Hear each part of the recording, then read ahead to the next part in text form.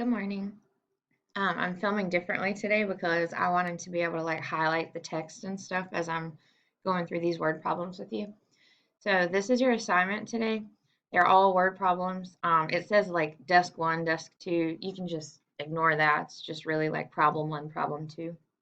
I'm gonna do four of these with you, and then hopefully I'm gonna do number one with you, and the question's asking what's the slope, what does the slope represent, and then question two, three, four, they're all the same types of problems.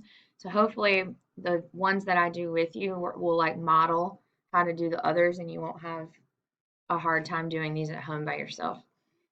So for number one, read the problem. Ishmael started the day with an irrigation pipe 120 feet long. So I know that this one gives you the equation, but if he started with 120 feet, that's your y-intercept because that's your starting amount. So when you're reading stuff, pay attention to keywords like that. So anyways, he used the equation L equals 15S plus 120 to determine the total length of the pipe as a new section of pipe S were welded onto the end. So the question's asking what's the slope and then what does that represent in context of the problem? Like what does that mean? So I know this equation was given to me and we have different variables. So before we kind of start answering the problems, it's important to know what these variables stand for. So we have L right here, which if you keep reading, to determine the total length. So usually when they change the letters around, like if it's length, that will represent L. And then S represents sections. So new sections of pipe S. So S is sections of pipe and L is length. So this formula is exactly like y equals mx plus b, just instead of y they used L, instead of x they used S. So now we can answer our question, what's the slope of the line? So hopefully by now you know that the slope is always attached to the x value right here. And even though it's not x this time, it's S, it's still the same format. So my slope is this number right there, 15. And then here's probably the difficult part. What does the slope represent in context of the problem? So remember, slope is y over x. Let me make this red. Um, so we know my slope is 15. So it's 15 what? So what is my y? Remember, y is this L variable, so length. So it's 15 length, but we don't want to say length. What is the length measured in? If you read the first sentence, it's measured in feet, 120 feet long. So it's 15 feet per what? So remember, divide sometimes in math means per. So you can use that division bar as per, and then now you incorporate your x variable. So x was new sections of pipe. So basically 15 feet longer per section of pipe that's laid. So remember, if you have a whole number, and you want it to be a fraction because it's slope, it's rise over run, it's always over 1. There's an imaginary 1 on the bottom. So it's 15 feet per one section of pipe because remember, the denominator is S. S is representing sections of pipe. So 15 feet per section of pipe, like that. So if you keep your slope of a fraction, even though it's not a fraction, so like over here, your slope is negative 75. It's basically negative 75 over 1. And then you just use your two variables, your y, so feet was y, and then sections of pipe was x. You just put those words together, and that will tell you the context of the slope.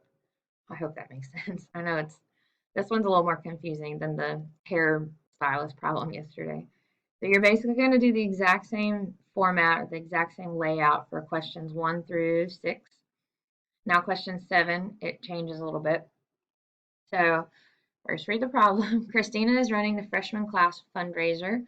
They are selling keychains as a fundraiser. The amount of money that they make is computed with the function y equals 2x minus 100, where x, so I'm going to start highlighting because it's going to tell you what x represents. X represents the number of keychains sold.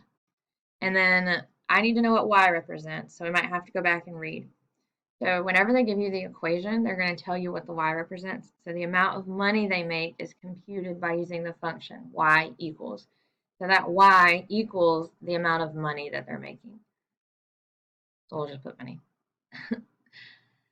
So then now I'm not looking at slope this time, so I don't have to necessarily do money and keychains and like blend that together, but it's still important to know what you're talking about. So the question says, what does the number 100 mean in the context of the problem? If you look, 100 is right here in my equation. What is that number? Hopefully at home you're like, oh, okay, that's the y-intercept because it's the constant. It's y equals mx plus b. That's my b value. But notice it's not positive 100, it's negative 100. So hopefully, I've said it 100 times, hopefully you know your y-intercept is your starting amount. So if you just think, if your y-intercept is your starting amount and you're starting with negative $100, now think about the context of the problem. These people, or sorry, Christina and the freshman class are making keychains. Well, in order to make keychains, you have to get the product and then sell them and make money back. So that starting amount is what they started off spending in order to buy the materials to make the keychain. So starting amount is,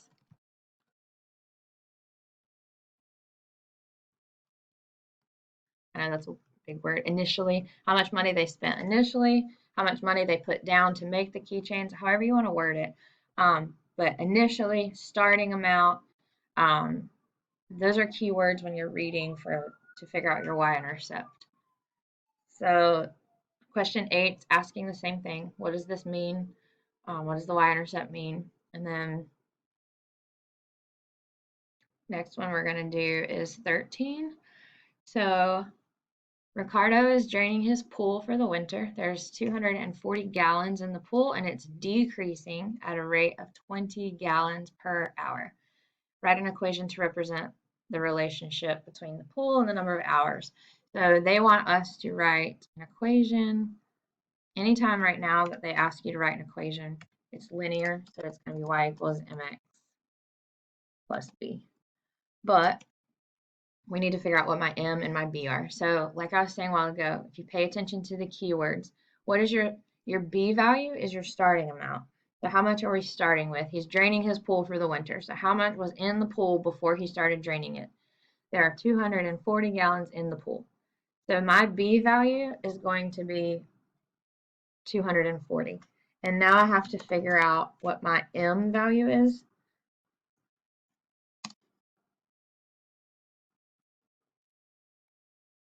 Okay, so M is your slope. So M is how we're changing. M slope is called rate of change. So what is changing? And keywords to look for, we're talking about, so up here, we talked about the two different variables. Remember, slope is how the two variables change together. So we want to look for keywords like feet per pipe, or what was this one?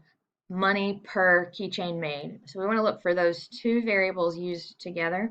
So if you read the next number, 20, and then it says 20 gallons per hour. So that right there is a key like red flag that that's going to be your slope because you're taking the two values together, y per x. So I know that it needs to be 20 here, but this is why I chose this problem to do. Pay very close attention to what's happening in the problem. We're draining the pool. So what's happening to the water? It's going down. And right here, this word is super important. It's decreasing.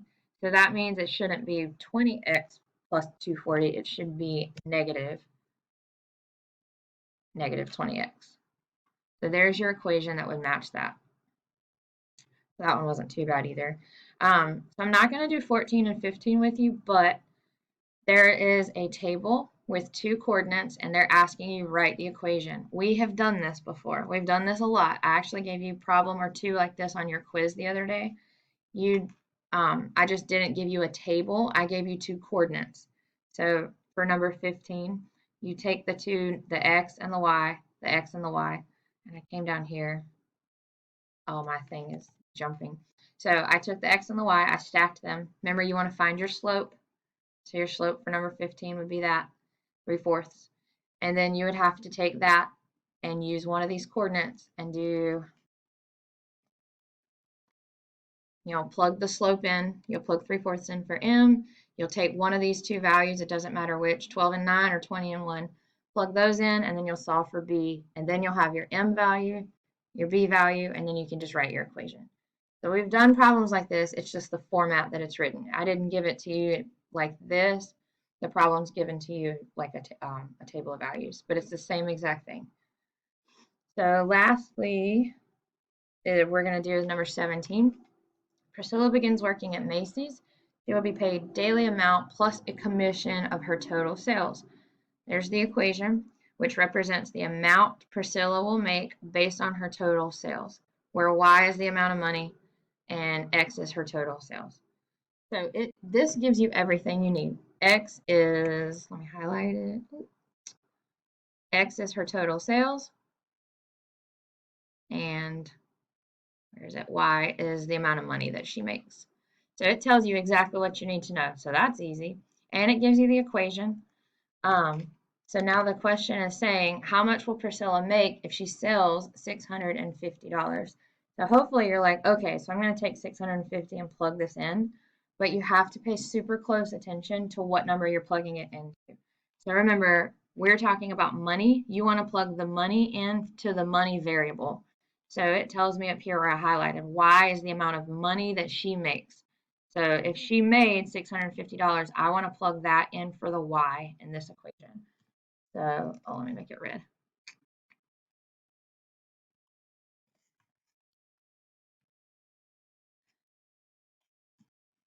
Oh, so again, sorry. So instead of putting Y, you'll put 650 equals 0.10x plus 15. And then now you want to solve for x. You want to get x by itself. So we need to get that number by itself. So first you would subtract 15 over. And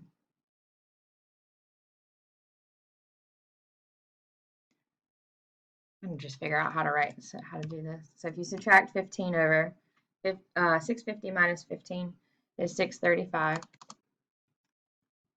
And then now I have to get rid of that 0.10x, or sorry, I have to get rid of the 0.10 away from the x, so you have to divide. So if you want to use your calculator or whatever for dividing and doing problems in this bottom part of the worksheet, that's fine. So if you divide that over, you would get,